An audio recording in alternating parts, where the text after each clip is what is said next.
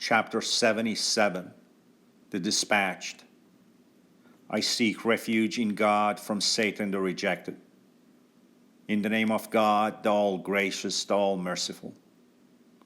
By the dispatched, one after another, which consequently stir up the winds, and scatter things all over, then separate things from one another. Then by the deliverers of the reminder, be it a pardon or a warning. Most assuredly, what is promised must come to pass. Then when the stars extinguish, and when the vacuum ruptures, and when the mountains are blown away, and when the messengers are recalled, on which day is their interim up? The day of decision.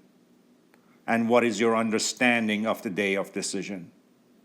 Woe to the rejectors on that day. Did we not annihilate the early generations? Then we had others follow them. We thus deal with the guilty. Woe to the rejectors on that day. Did we not create you from a lowly liquid, which we then placed in a secure repository for a predetermined period? We measured it exactly, for we are in full control. Woe to the rejectors on that day. Did we not make the land a sustainer for both the living as well as the dead? And made therein mountains standing tall, and provided for you fresh water. Woe to the rejectors on that day. Go to what you used to reject. Go to a shade of 3 different kinds, not really a shade, and of no use against the searing flames.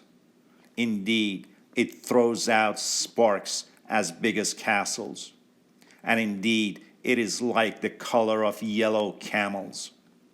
Woe to the rejectors on that day. This will be a day when they will not be able to speak, and they will not be allowed to offer excuses.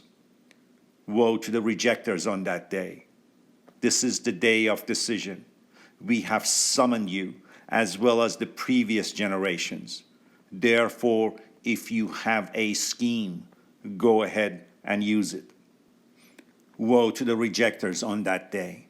Indeed, the righteous will be amid shades and springs, and the fruits that they desire. Eat and drink because of your deeds. We thus indeed reward the righteous. Woe to the rejectors on that day. As for you proven guilty, eat and enjoy for a little while. Woe to the rejectors on that day.